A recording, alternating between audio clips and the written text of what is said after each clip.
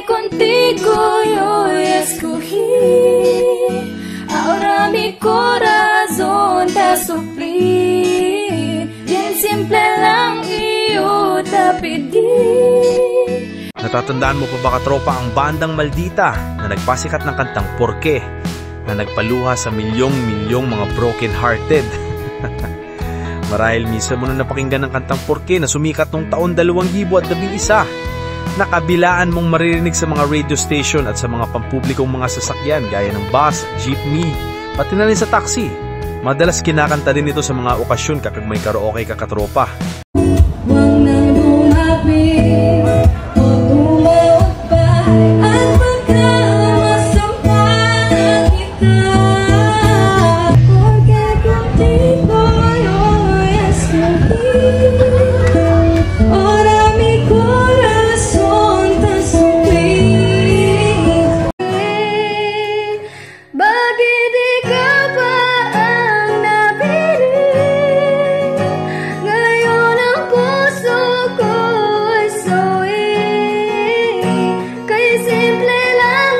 Nabalita pa nga dati na may naghampasan ng microphone dahil nagtalo kung sinong unang kakanta nito sa karaoke.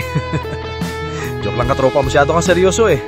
Ang kantang ito ay pinaghalong Tagalog at Chabacano, kaya nga siguro ito mabilis na nakilala at sumikat dahil mapaka-unique ng pagkakalika ng awiting ito na siya din naman tumago sa puso ng ating mga kababayan dahil marami ding relate sa mensahe ng kantang Porke. Pero alam mo bang hindi lang sa Pilipinas sumikat ang kantang Porke, kundi sa Brazil, Argentina at Spain ay tinakilig din ito katropa. Ang bandang Maldita ay nabuo noong taon 2000 at kinabibilangan ito nila Dems Espinosa, Way Guevara, Jimmy Tristan Ong, RB Bandiola at Nico Santa Cruz. Nagsimulang makilala ang bandang ito sa Zamboanga at kalaunan ay nakilala na din sila sa buong Pilipinas dahil nga sa kantang Porke na talagang nagustuhan ng masa. Nagsimulang mabuo ang banda dahil kay Way Guevara na nagpuwersige dahil sa kagustuhan niyang mailabas ang kanyang mga nalikhang awitin. Noong una siya ay parte ng bandang Comic Relief at siya ang bahista ng naturang banda na nakabase rin sa Zamboanga. Sa madaling salita, itong si Way ay may bisyon at pangarap na makilala ang kanyang mga komposisyon. Na sa huli ay talagang nangyari nga. Sa una, ang nakuha niyang vocalist ay si Alison Tracy at nag-session din sa kanila ang mga dating kasamahan sa bandang Comic Relief na sina Paulo Sungsay, Michael Tordesillas at Zach Quijano.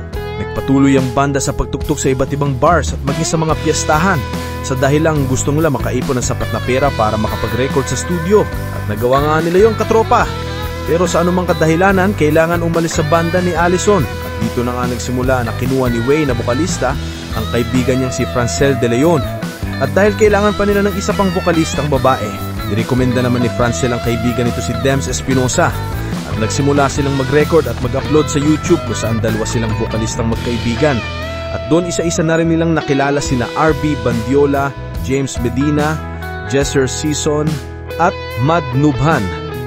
At doon na nga nabuo at isinilang ang bandang Maldita. Pero sa kasamaan pala, umalis sa banda si Francel De Leon dahil kailangan nito mag-focus sa kanyang pag-aaral dahil siya ay kandidato bilang cum laude. Dahil sa passion ng banda, nagpatuloy sila kahit si Dems Espinosa na lang ang natirang vocalist. At kalaunan dahil sa patuloy nilang pagbabanda, napansin sila ng isang scout manager na si Geraldine Lim na na-inlove sa awiting Porke. At katagalan, nailabas na nga sa ilalim ng Vivo Records ang kanilang album na naglalaman ng kantang Dehado, Selosa at ang sikat na sikat nilang kantang Porke.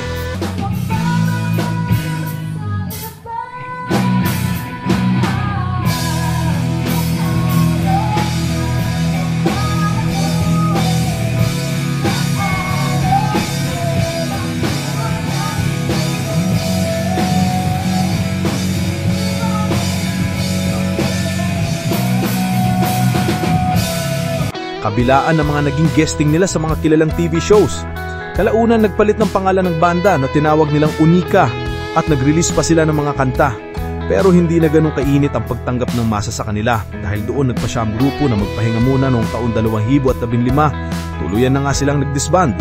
Sinubukan uli nilang itayo ang banda at nakapag-record pa sila noong taon 2017 at nagkaroon pa ng reunion. Pero hindi na sila nakabalik sa tinamasya nilang kasikatan gaya ng una. Ikaw katropa, paborito mo ba ang bandang Maldita at kantang Porke? Anong naaalala mo sa tuwing maririnig mo ang awiting porke? I-comment mo lang din sa baba, katropa. At kung nagustuhan mo ating video, paki-like, subscribe na rin at magkita tayo sa mga susunod pa mga topics gaya nito. Salamat sa panonood mo, katropa. Hanggang sa muli. Peace out!